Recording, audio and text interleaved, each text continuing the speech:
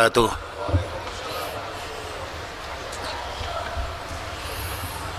Innal hamdalillah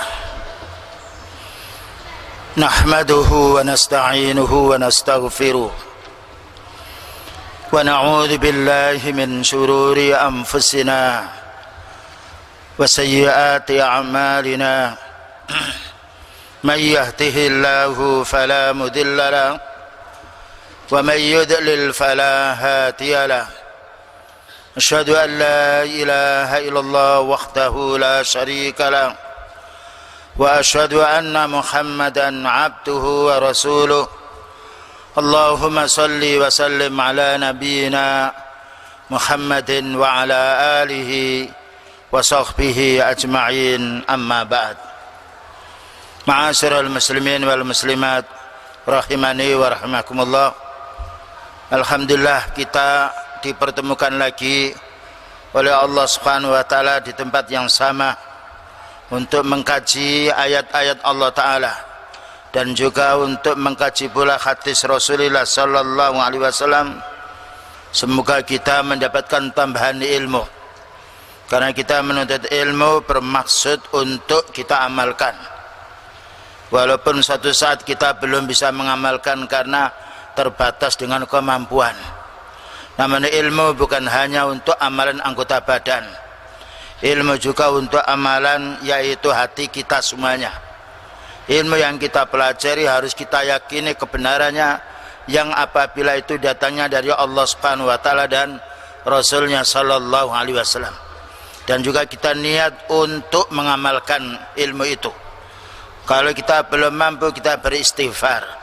Dan kalau kita mampu, kita bersyukur kepada Allah Subhanahu wa taala. Demikian juga hal yang ada larangan kita belum bisa meninggalkan karena terpaksa, semoga Allah Subhanahu wa taala yaitu memaafkan kesalahan kita semuanya. Selanjutnya, kajian beberapa waktu yang lalu telah kita bahas pentingnya mendudukkan kecintaan kepada Allah Subhanahu wa taala, kepada Rasulnya sallallahu alaihi wasallam, demikian juga kepada para sahabat radhiyallahu anhum. Selanjutnya, kecintaan kita kepada kaum muslimin, yang mana kecintaan kita kepada kaum muslimin tatkala mereka melakukan kesalahan, maka kita bukan membiarkan karena kecintaan kita, tetapi kita wajib menasihatinya. Dan jika berkenaan dengan hukuman, maka hendaknya dihukumnya. Maka itu kecintaan kita kepada kaum muslimin yang jatuh kepada kesalahan. Saudara kita tetap namanya saudara kita. Ketika keliru salah, maka kita wajib menasihatinya. Selanjutnya telah dijelaskan yaitu kecintaan yang haram, yaitu apabila kecintaan itu dilampiaskan kepada musuh-musuh Allah Subhanahu wa taala, dari kalangan orang kafir maupun orang musyrik atau orang munafik. Namun kecintaan yang menuju haram kepada musuh Allah Ta'ala telah kita fahami ada dua bagian. Ada kecintaan yang menuju kufur, orang untuk keluar daripada Islam, yaitu ada 7 perkara yang kemarin kita sudah fahami. Dan ada pula kecintaan yang belum menuju kepada kekafiran, namun hukumnya tetap haram. Kemudian pembahasan kita berikut ini sebagaimana dijelaskan oleh Syekh Abdul Aziz bin Abdullah Al-Jabrin hafizahullah ta'ala. Al-mabhatus salis ma yajuzu aw yajibu at-ta'amulu bihi, apa yang dibolehkan dan bagaimana kewajiban kita berta'amul ma'a al-kuffar. Bolehkah kita muamalah dengan orang kafir? Kalau kecintaan kita tidak boleh. Tapi sekarang muamalah yang itu secara dohir, bermuamalah dengan pribadinya, bermuamalah dengan produk produksinya, dibolehkan apa tidak dalam hal ini, dan bagaimana kewajiban kita apabila bermuamalah dengan mereka, yang menjadi pembahasan kita sekarang. Dijelaskan oleh beliau bahwasanya orang kafir itu ada 4 macam. Yanbahi ayyulama annal kuffara yanqasimuna ila 4 aqsam. Wajib kita maklumi orang kafir itu ada 4 pembagian. Ya, masing-masing mempunyai hukum yang beda, dan ini harus kita fahami. Al-qismul awal, pembagian yang pertama, al-mu'ahadun, orang kafir yang diikat dengan perjanjian. Jadi orang kafir mengadakan perjanjian dengan kaum muslimin, ya. Wa humul ladzina yaskununa fi biladihim, yang mana orang kafir ini tinggal di negara kaum muslimin atau tinggal di negara yang mayoritas itu kaum muslimin, seperti di Indonesia mayoritas kaum muslimin, ya. Wa bainahum wa bainal muslimin, antara orang kafir ini dan antara muslim ahdun wa sulhun, yaitu ada perjanjian dan perdamaian. Maka hal ini dibolehkan. Jadi seandainya ada orang kafir masuk di negaranya kaum muslimin, ya, lalu mengadakan perjanjian damai, maknanya tidak merusak agamanya kaum muslimin, tidak merusak orang Islam, maka hal ini dibolehkan. Jadi orang Islam damai dengan orang kafir itu boleh, dengan dasar wadzalika kakuffari Quraisyin, seperti orang kafir Quraisy waktu sulhil Hudaybiyah, pada waktu perjanjian Hudaybiyah. Nah, tapi orang Islam harus memahami, ketika orang kafir mengadakan perjanjian dengan orang Islam, ketika ada tanda-tanda orang kafir itu mau menyelisih, maka orang Islam tidak mencabut perjanjiannya, ya. Tapi selagi tidak menyelisihnya, wajib orang Islam menunaikan janjinya, sebagaimana orang kafir wajib pula menunaikan janjinya. Ini muamalah dan tidak ada hubungannya dengan kecintaan. Kamu di sini seperti ini, kalau mau ya, kalau tidak tidak. Maka hal ini dibolehkan.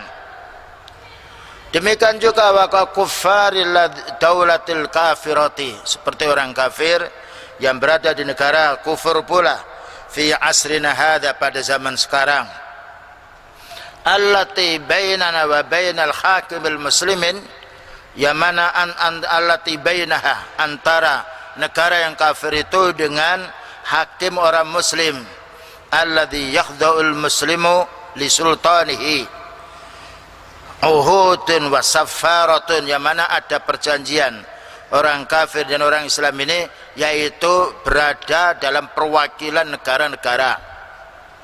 Jadi seandainya yaitu di satu negara yang mayoritas Islam mengadakan perjanjian, mau hubungan dagang, nah, hubungan bisnis atau hubungan negara dengan negara dalam masalah urusan dunia, diperbolehkan, namanya al-mu'ahad, ya. Fayajuzu ayyusalihal muslimuna al-kuffaru ala silmi, maka dibolehkan orang muslim untuk berlaku kebaikan,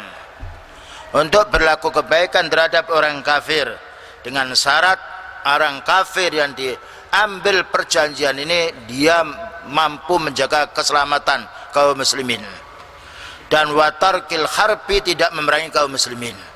Ini persyaratan yang ada,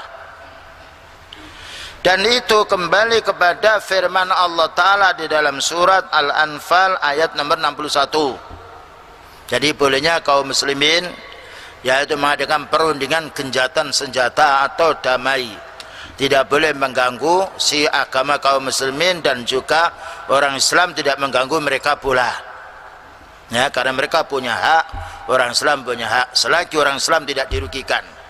Maka Allah berfirman di dalam surat Al-Anfal ayat nomor 66, wa in janahu lis-silmi fajnah laha, dan apabila mereka itu cenderung untuk perdamaian, jika orang kafir cenderung untuk damai, fajnah laha, maka berikanlah perdamaian kepadanya.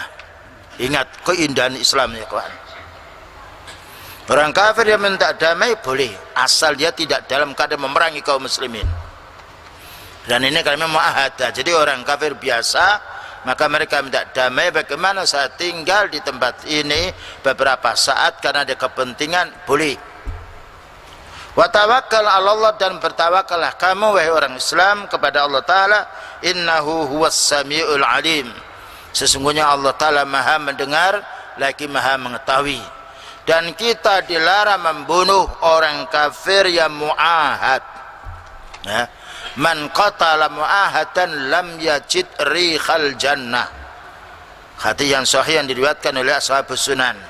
Barang siapa yang membunuh orang kafir yang dijamin aman dalam satu negeri karena perjanjian, maka orang yang membunuh ini dia tidak akan mendapatkan baunya surga kecuali sekian tahun lamanya.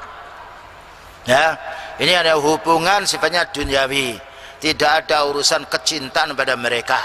Karena orang Islam satu saat butuh kepada orang kafir pula, terutama dalam masalah urusan teknik atau yang lainnya.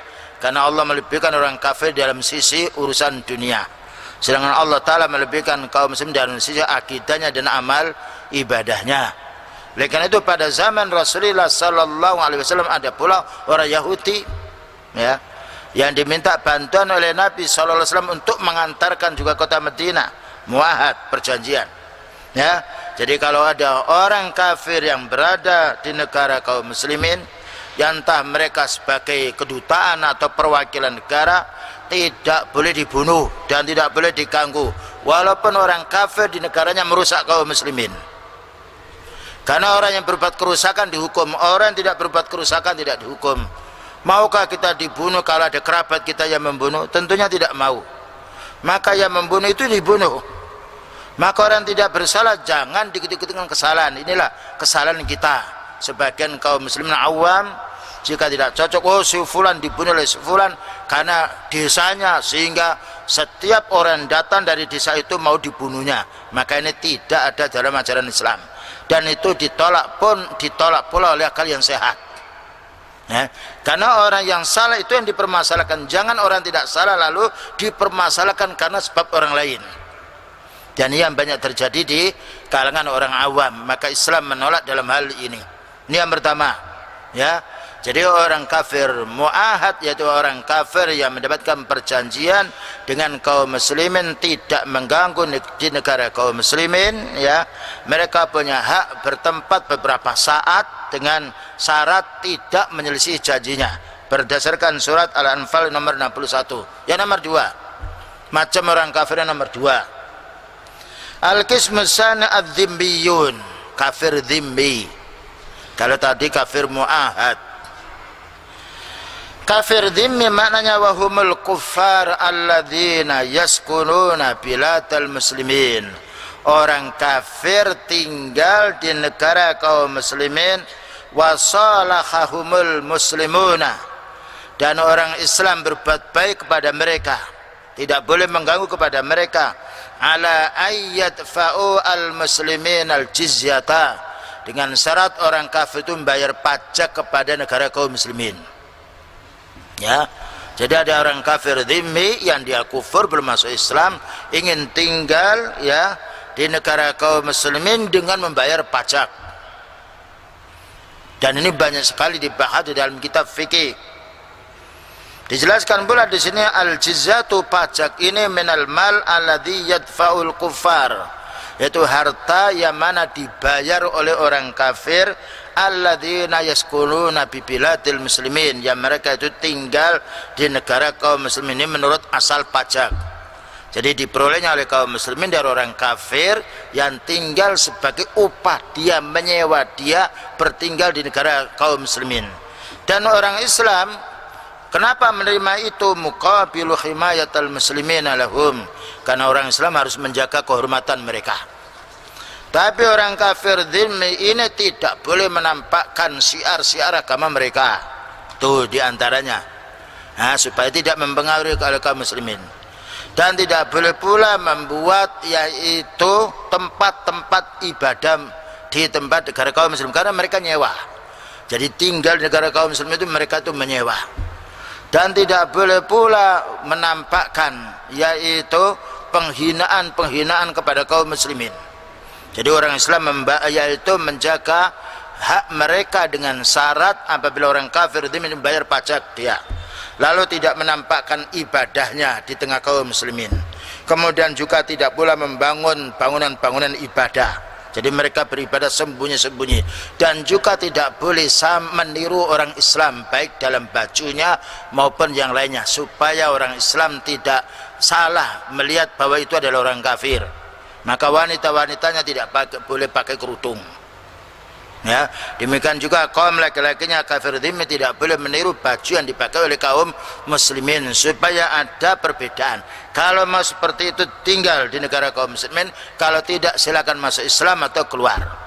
Karena punya rumah punya hak, ya. Jadi tuan rumah itu punya hak untuk mengatur tamunya.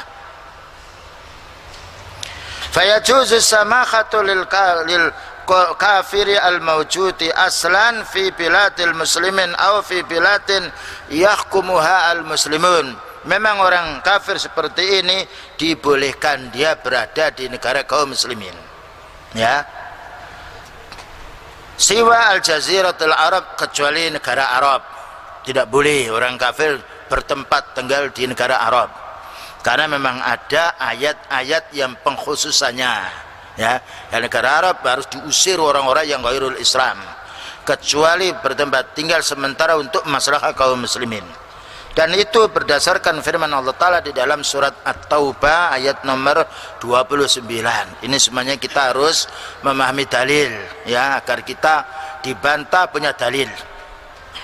Apa katanya Allah Ta'ala? Qatilul ladzina la yu'minuna billahi wala bil yaumil akhiri. Perangilah orang yang tidak mau beriman kepada Allah Ta'ala dan tidak pula beriman kepada hari akhir. Wala yuharrimuna ma harramallahu wa rasuluh, dan tidak pula mereka itu mengharamkan apa yang diharamkan oleh Allah Ta'ala dan juga Rasulnya.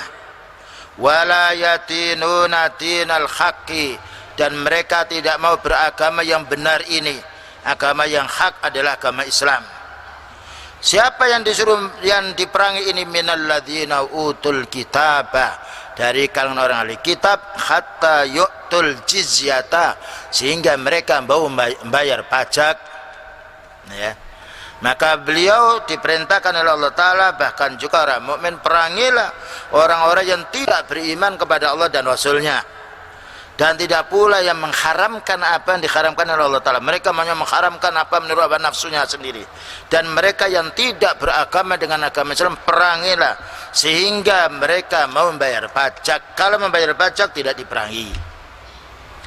Nah, hatta yu'tul jizyata an yatin wa hum saghirun, sehingga mereka mau membayar yaitu pajak ini dengan cara patuh, dan mereka itu dalam keadaan tunduk, tidak yaitu memerangi atau tidak membantah negeri yang mereka tempati dari kalangan negeri kaum muslimin.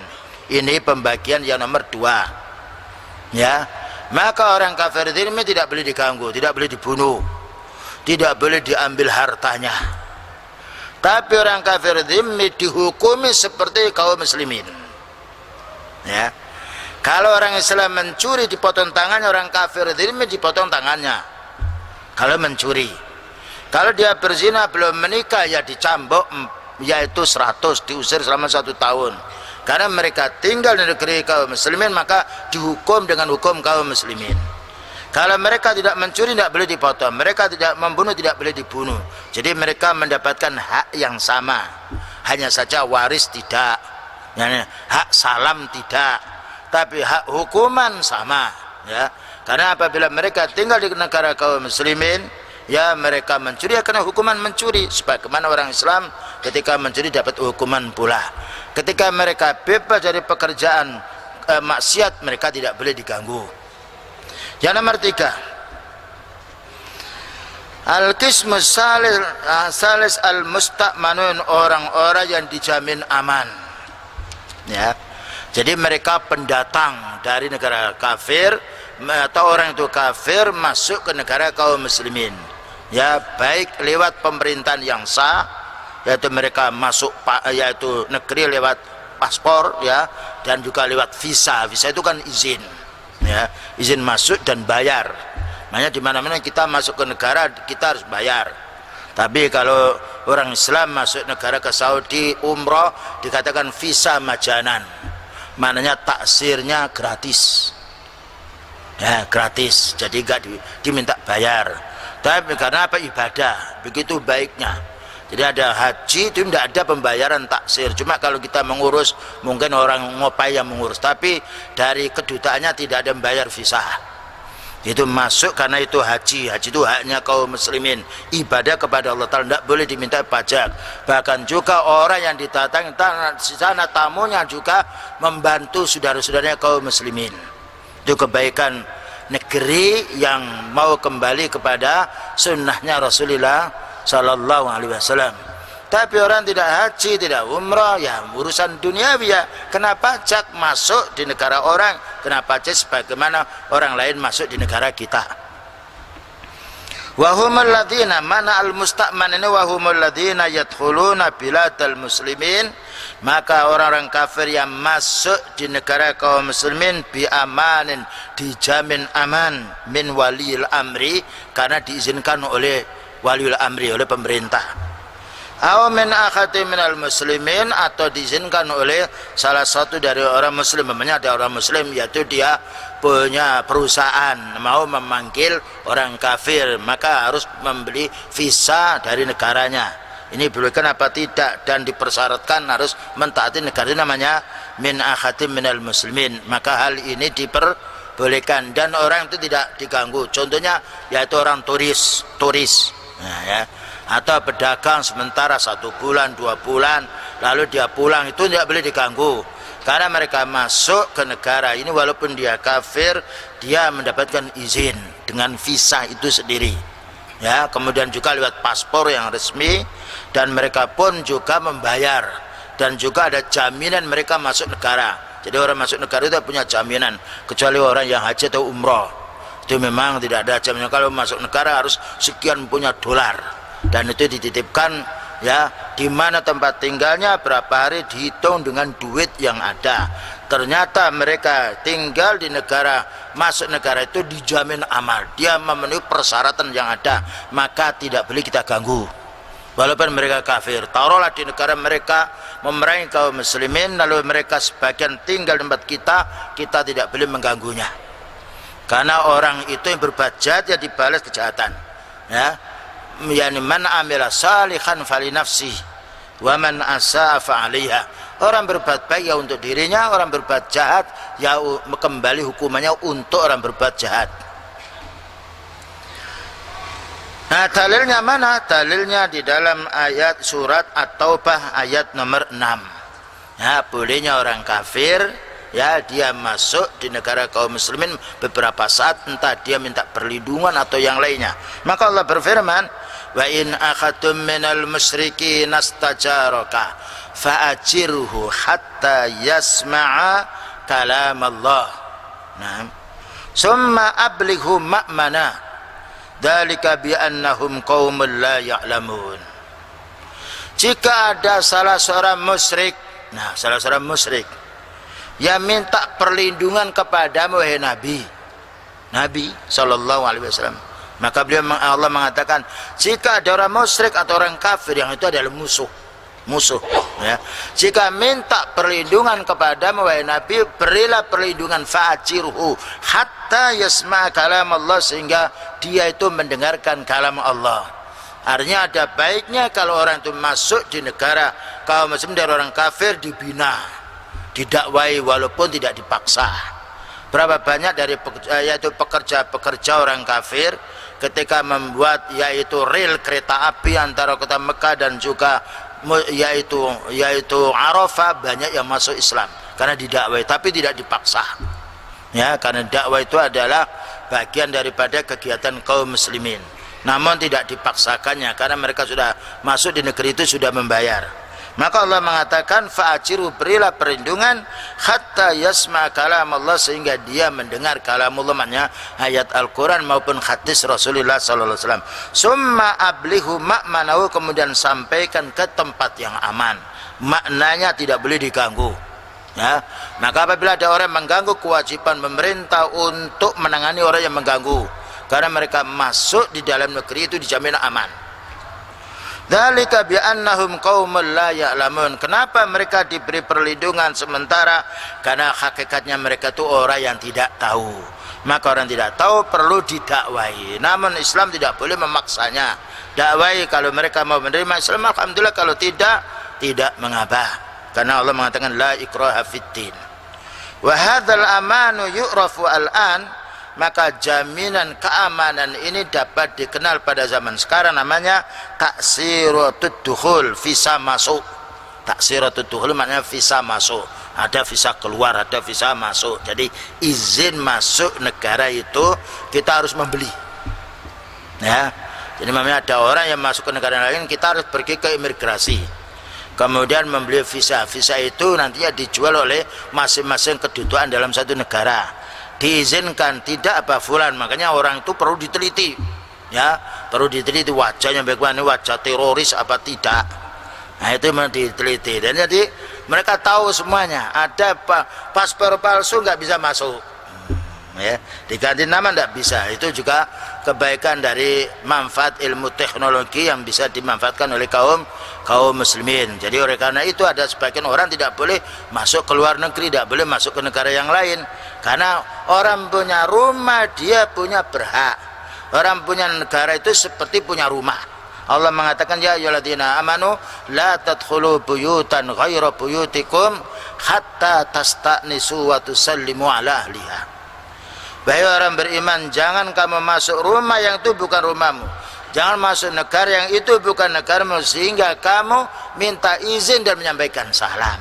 Minta izinnya ya masuk visa, diizinkan ya kita baik, kalau tidak boleh nyerobot, ya, tidak boleh nyerobot karena memang peraturan.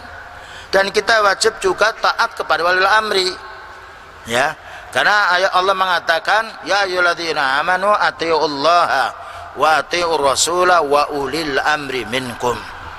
Wahai orang beriman, taatlah kamu kepada Allah Subhanahu wa taala dan taatlah kamu kepada rasulnya dan pemimpin yang mengurusi dirimu. Ini pentingnya, indahnya ajaran Islam mengatur muamalah kita begitu dengan detail. Wa yustasna, namun diperkecualikan min dzalika, ya, orang yang mustakmanun ini, nomor 3 ini, jaziratul Arab, negara Arab. Fala yajuzu dukhuluha laha illa lil hajah. Tidak boleh masuk ke negara Arab, negara kaum muslimin, orang-orang kafir, kecuali dalam keadaan sangat mendesak, dan itu dibolehkan oleh kaum muslimin, oleh pemerintahan kaum muslimin, ya. Wala yusmakhu lahum bil istitani fiha, tidak boleh orang kafir itu mau berdomisili di negara kaum muslimin, khusus untuk Jaziratul Arab, ya, karena memang ada sendiri dalilnya, ya. Apa katanya Rasulullah sallallahu alaihi wasallam sebelum meninggal dunia? Liqaulihi sallallahu alaihi wasallam inda mautihi, akhrijul musyrikina min Jaziratil Arab, rawahul Bukhari wa Muslim. Usirlah orang-orang musyrik itu dari Jazirah Arab. Hanya sekarang berapa banyak orang kafir ingin menyergap kembali, karena yaitu melihat hadis-hadis yang semacam ini. Jadi beliau diperintah oleh Allah Ta'ala, bahkan juga beliau menyuruh kepada para sahabatnya, akhrijul musyrikina, keluarkan orang-orang musyrik min Jaziratil Arab, dari yaitu Jazirah Arab, karena ada hadis tertentu. Berarti selain daripada Jaziratul Arab boleh, ya. Waliqaulihi sallallahu alaihi wasallam, dan juga karena sabdanya Nabi sallallahu alaihi wasallam, la yutraku bi Jaziratil Arabi dinani, jangan dibiarkan di negara Arab itu, Jazirah Arab itu, dua agama, tapi satu agama saja. Makanya orang kufar sekarang itu marah ketika sahabat Umar bin Khattab radhiyallahu anhu bisa menyebar dakwah di beberapa saudagar Arab, ya, yaitu Jazirah Arab. Maka setelah terjadinya fitnah yang ditimbulkan oleh orang Yahudi Abdullah bin Saba, ya, yang dilaknat oleh Allah Ta'ala, Yahudi Yaman ini membuat isu setelah meninggalnya sahabat Utsman bin Affan radhiyallahu anhu, bahkan juga sebelum meninggalnya, dan disitulah terjadinya perpecahan kaum muslimin sampai pada zaman sekarang ini, illa man rahimallah. Lakin in kanat hunaka hajatun, apa kata Syekh Al-Jabrin rahimahullah taala, tetapi apabila di sana ada kebutuhan, tad'u ila dukhulihim, perlu dimasukkan ke negara Arab itu, fala ba'sa, maka tidak mengapa. Umpamanya taruhlah untuk perbaikan jalan atau untuk bangunan-bangunan tertentu, karena mereka juga memiliki keistimewaan dalam masalah urusan dunia, sebagaimana Allah mengatakan ya'lamu dhahiratan fid dunya, mereka itu tahu tentang kecanggihan masalah urusan dunia, tapi mereka tidak tahu dalam masalah urusan din. Kama aqarra, mana buktinya? Kama aqarra an-nabi sallallahu alaihi wasallam, sebagaimana Nabi sallallahu alaihi wasallam membolehkan Yahuda Khaybar, membolehkan orang Yahudi Khaybar alal baqa'i fiha, bolehnya tinggal di negeri Arab ini lil amali, untuk amalan, lil hajatil masa li amalihim fiha, karena ada kebutuhan kaum muslimin mengambil tenaganya, ya. Karena orang Yahudi itu dalam urusan dunia kepandiannya banyak sekali, maka tidak mengapa orang Islam mengambil manfaatnya, namun untuk bakok tinggal selamanya menetap di situ tidak boleh, karena ada ayatnya tadi dan juga ada hadisnya tadi, la yutraku bi jaziratil arabi dinani, jangan dibiarkan negara Arab itu ada dua agama. Summa ajlahum Umar radhiyallahu anhu, kemudian diusirnya, dikeluarkannya oleh sahabat Umar radhiyallahu, lamma zalatil hajatu ilaihim, tatkala sudah kebutuhannya tidak ada lagi, ya. Wa alaihi fala yajuzu, maka demikian fala yajuzu istiqtamuhum ila jaziratul arabi, maka tidak dibolehkan untuk orang-orang Islam Arab, ya, mengimpor atau mengambil kaum malin, yaitu para pekerja, au khatamin, atau para yaitu kaum buruh, au saikina, atau supir, au ghairihim, atau selain mereka, min wujudi man yakum bi amalihim minal muslimin, selagi ada orang Islam yang masih bisa diambil, ya. Jadi ini sudah ketetapan dari yaitu syar'i. Jadi orang Arab sendiri Muslim tidak boleh mengambil kepegawaian dari orang-orang kafir untuk masuk di negeri itu, ya, selagi masih ada supir yang Muslim, selagi masih ada yaitu pegawai yang Muslim, selagi ada masih pelayan Muslim, kecuali kalau tidak dijumpainya melainkan dalam keadaan darurat baru, dan itu pun dalam pengawasan yang sangat ketat. Nah, kemudian al-qismur rabi', pembagian yang nomor 4, ya. Pembagian al-4 ini al-kharbiyun, orang kafir yang mereka menyerang kaum muslimin. Jadi orang kafir itu tidak semuanya menyerang kaum muslimin.